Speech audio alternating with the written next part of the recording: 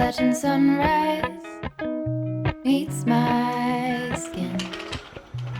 Even with my eyes still closed, I can feel it coming in. Golden, golden, I'll follow only golden, golden, golden, golden things.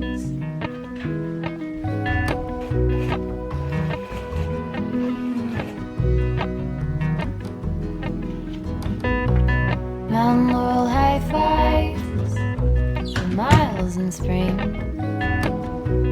Rainbow trout and hummingbird wing. Golden, I'll follow only golden, golden, golden things. Gold hair, gold rings, gold leaves, gold anything, golden, I'll follow only golden, golden, golden things.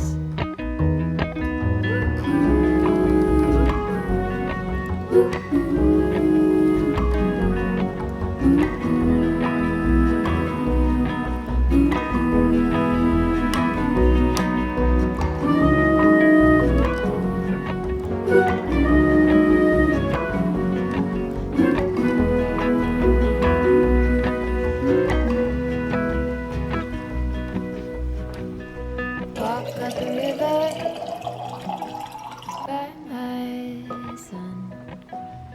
Feet step over splinters of the moon.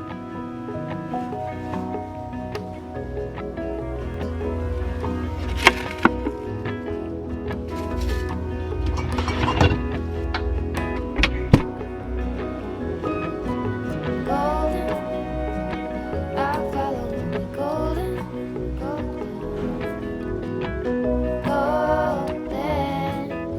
golden things. Gold birds, gold string, gold words, gold anything, golden, I'll follow only golden. Hey everyone, welcome back to my channel. My name is Cara.fiano, and as you can already tell, today is a little bit more of a vlog style video. I'm filming in my usual spot because I feel like it's the best spot I have to film in.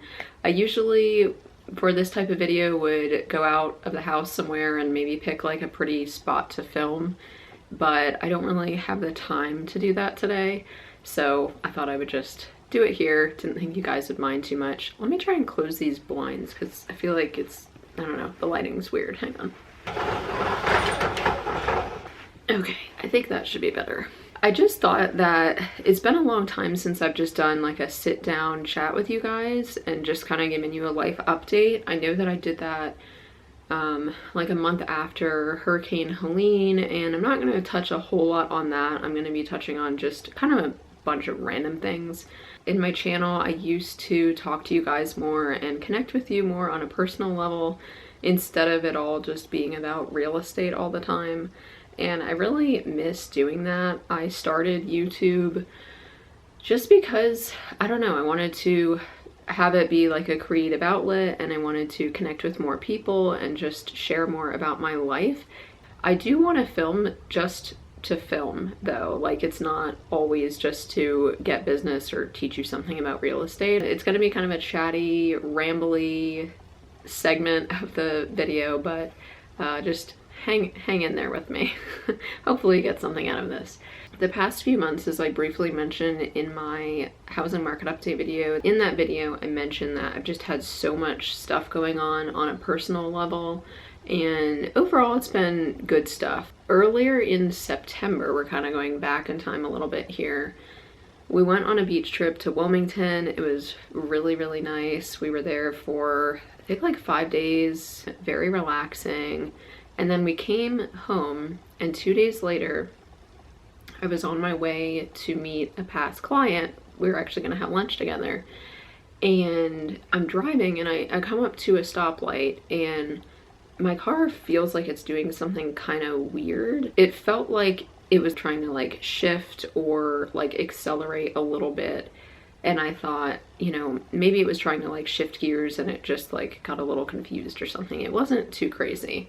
So in the back of my head, I'm like, that's a bit weird, but let's keep going. I drive a little bit more and I come to a stop sign, maybe half a mile down the road, and my car revs to like 4,000 RPMs. I freak out. This is not what you're supposed to do. Do not copy me if your car ever does this. I put my car in park because I just wanted to stop the car and like stop it from doing this. You should put it in neutral. Don't put it in park. That's too harsh on your transmission. But I was panicking and I wasn't thinking. So I put it in park. It's still doing it. And then I put it back in drive. And thankfully right in front of this stop sign, there was a parking area. And so I just pulled in there. I parked, I turned the car off. I called Iain. I was crying. I was freaking out. I don't know what's happening. My car is trying to take off on me. The RPMs are surging.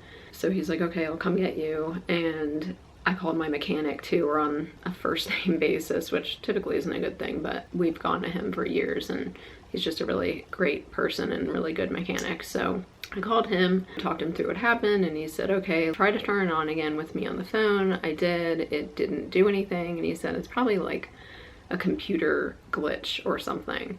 Long story short, Iain comes to get me. Iain drove the car home because I'm like, I don't want to be in this car right now. I didn't do it to him. It was fine. We went and dropped it off to our mechanic on Monday. He looked at it. He thought it would be the throttle body. Some things were kind of pointing to that. He said if we replace it, there's no guarantee that this is going to fix it. The computer wasn't putting out any codes or anything to even tell us, like, here's what the problem is. So we replaced the throttle body. I decided to take the risk and just do that because the things it was doing just made sense. It made it seem like it really would be that. This is my first and only car I'd ever owned. I got it back in 2008. I'm the only owner of it. It's been through so much with me and like never been in an accident. Just lots of adventures like through college and in my 20s and now in my 30s, and I have an emotional connection to this car. And it's always been amazing, like never had to be towed, never, you know, left me stranded anywhere. It's been great up until this. So long story short, we replaced that. It worked for a little while, then it didn't. He was taking it to like other mechanics that he's worked with and knows are great as well. And like we were getting opinions from different people. Everyone was saying, I've never seen this before. I have no idea what your car is doing. This is really weird. By the end of October, it had been almost 2 months that this problem had been going on and no one was able to resolve it. So we said, you know what? I think now might be the time to maybe upgrade to an SUV. It's something that we had talked about doing for years because it fits in with our lifestyle that we want to have in the near future of having a homestead and all these other things. We started researching different ones. We asked a bunch of people their opinions, and we ultimately decided on the Toyota 4Runner TRD Off-Road Premium, and absolutely love that thing. We ended up actually driving to Ohio last minute. It was like 4:30 on a random Thursday or something. We left here at 4:30. We rented a car because Iain's main vehicle, the one that we were down to, had needed just kind of like a maintenance thing, but we didn't want to take it on a long road trip to Ohio. We went to Springfield, Ohio, outside of Cincinnati, and we drove to Cincinnati actually, got there at like 1 in the morning.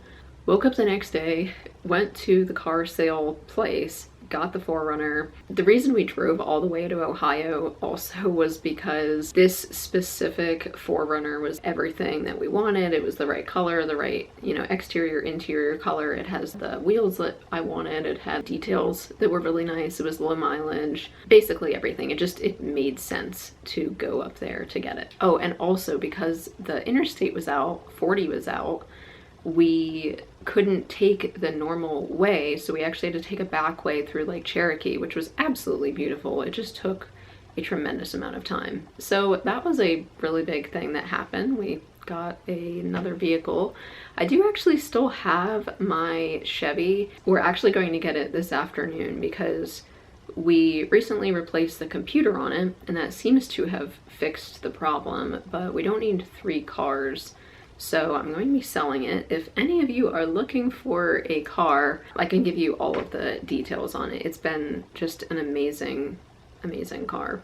Since then, between then and now, we've been doing a lot of planning for our wedding. We're getting married in May, and we're actually just doing an elopement, which I thought would be a lot easier and cheaper, and it is cheaper. We're doing just the ceremony, just Ian and I. We picked a little spot on the Parkway, not in Asheville, but up towards like the Boone Blowing Rock area, because we love that area so much and have more memories up there actually. I know I mentioned this in past videos, but we've traveled to that area since like '09, like since college when we met. So we're gonna have the elopement, just the 2 of us, and then for a long weekend, we rented this 10,000 square foot Airbnb. It's absolutely massive, and it's gonna be so much fun. Everyone's gonna be staying in this one house. We're gonna have a catered dinner there the first night, and I'll be in my wedding dress, and Ian will be all dressed up too, and we'll probably repeat our vows for everyone there, but we will have gotten married the day before. We're gonna have this party and then go tubing, go to a vineyard, just have a really good time with family and friends. So can't wait for that. And even though the Airbnb was expensive, the cost of everything is seriously like a quarter of what we were seeing if we were to do like a traditional wedding. Even though it's an entire weekend, we could have spent 4 times as much for one day or one night to have your typical wedding, or we could spend 4 days with people and really get to hang out with them and just have a really good time for less money. So this just made so much sense to us. I did officially pick out my dress between Christmas and New Year's. We went to Florida, as you guys probably know. We went down there to see my parents for the holidays, and I went wedding dress shopping with my mom, and I did find the dress. I just have to get it altered now. Few more pieces to still do for the wedding. I did order a wedding band for myself, but we still have to find one for Ian. Also, if you follow me on Instagram, if you don't, I'll leave my Instagram name here. And I posted about how difficult it is to find event rental things like tables and chairs. It was unbelievable. I had found a place in the same town that the Airbnb is, and they were going to charge us $700 to deliver 2 tables and some chairs.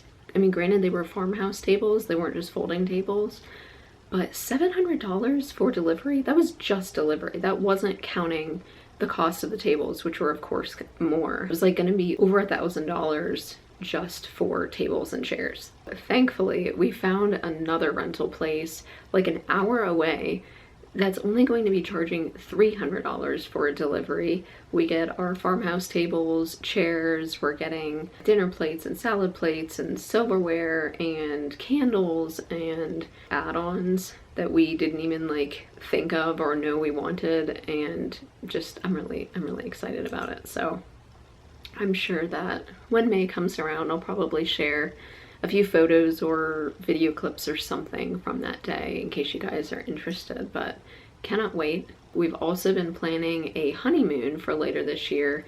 This fall we decided we're going to take a 2-week-long honeymoon trip to New England.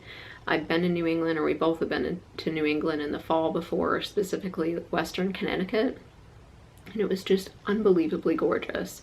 I feel like fall here in Western North Carolina is beautiful, but up there, it's just a whole other level of beautiful in my opinion. I honestly think they have a better fall than us. I mean, they're known for their fall colors. We're going up there. We just booked all of our lodging. So we're gonna be staying in Vermont in the Woodstock area for about a week. And then we're going to make our way to Rangeley, Maine. So we're going to stay one night in New Hampshire in, I think, the Franconia area. And then we're gonna spend one night in Rangeley, Maine. Very random, rural area. I guess it's a town, but it's very tiny. And we're going there because we want to see some moose. And after that, we are going to Bar Harbor, Maine for another week. I've always wanted to go to Acadia National Park, and I'm so excited to see the coast of Maine. I've seen the coast of Massachusetts, and I've been to Bethel, Maine to go to Sunday River Ski Resort before. So I've kind of been up in that area, but I've never seen the actual coast of Maine. So I'm excited to go there. And we're gonna do like a whale watching tour, and I'm so excited. I can't wait for that trip. So a lot of really fun stuff is happening this year. In the midst of all of this, Iain has been studying for his accounting master's and also his CPA. So he's been a full-time student for about a year now, and he'll probably be job searching, or he will be job searching this spring. He's projected to graduate this December. He's going to start taking his exams this year. So got a new SUV, getting married, going on a honeymoon. Iain's getting his master's, going to start taking his CPA exams. At the end of this year, we're also going to start looking for a home. Some of you guys might be surprised to know that we are still living in an apartment, but that is intentional. It was all part of our plan, basically, because we wanted lower costs and everything. We needed liquid funds at the moment to help with Iain getting through college and CPA and all that stuff. I also had to restart my business, which takes some time. So I had done real estate in Pennsylvania for years, but then when we moved here, of course, I couldn't take any clients with me. So I had to basically start from scratch and build a whole new database. So I had to wait a little bit to get my income up to a point where we could afford to buy a home and get qualified for a loan. So there's just been a lot of like moving parts and things that we've been needing to kind of settle or get through. That should be happening maybe at the end of this year, but I will definitely take you guys along with us as we tour some homes. That won't be until like the tail end of the year at the earliest. And I'm super picky when it comes to the property that we want. The land means more to me than the house because we do want a homestead. So it's going to be tricky, but hopefully we will find something that works. That's a little bit of an overview of what's been going on the past few months, what's projected to happen kind of throughout this year.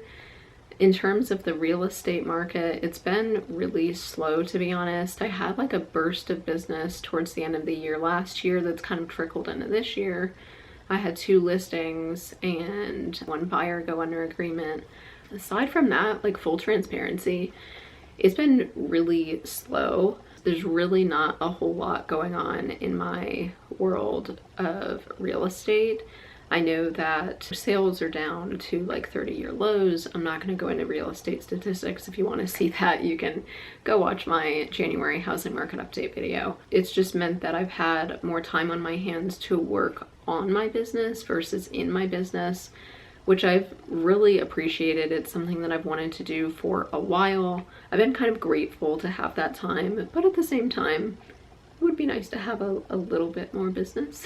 I mentioned before that I'm in the process of revamping and creating a homebuyer packet. I've had my homebuyer guide out for a long time, but I'm going to be adding more resources to that, like contractor recommendations, different utility companies, visual breakdown of the process, not just like written, just a whole lot more info. So I'm creating that on the buy side, but I'm also going to have it on the sell side too. So I have a listing guide at the moment, and I'm adding to that as well, like things to do to your home before selling, basically like a checklist, different documents to prepare and have ready. Also like a moving checklist. I'm gonna have that on the buy and sell side.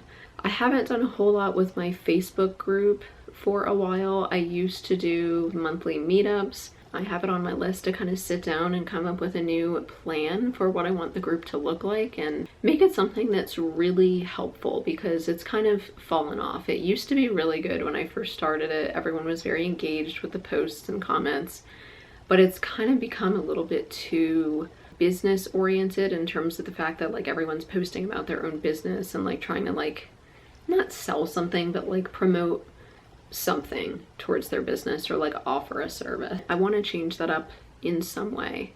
So what I think I'm going to do going forward with these YouTube videos is I'll still do those monthly housing market update videos, but I'm also going to just film more videos, casual ones, and just kind of take you along with me. So even though my days aren't the most exciting, most of them are spent at home these days at least, and it is winter time, which is a slower time for real estate anyway. But if I'm just hanging out around the house and working on the buyer guide, or maybe I've come up with a cool plan for the Facebook group, I might just pop up the camera and tell you a little bit of like behind the scenes stuff of what's going on. I kind of had like an epiphany or realization last night. So instead of filming to create a video, I'd rather film my life and things that I find interesting and things that I want to document, and then naturally a video will come out of that. And I think that that will keep me more engaged with filming and really look forward to it again, because I feel like I have so much that I want to share and show you guys, but I really get in my head about it not fitting into my channel. This channel is about real estate, but it's also just about me and my life. I really hope that you guys enjoyed this one. As always, don't forget to subscribe, hit the like button, share this video with your family and friends, and I will see you very soon in the next one.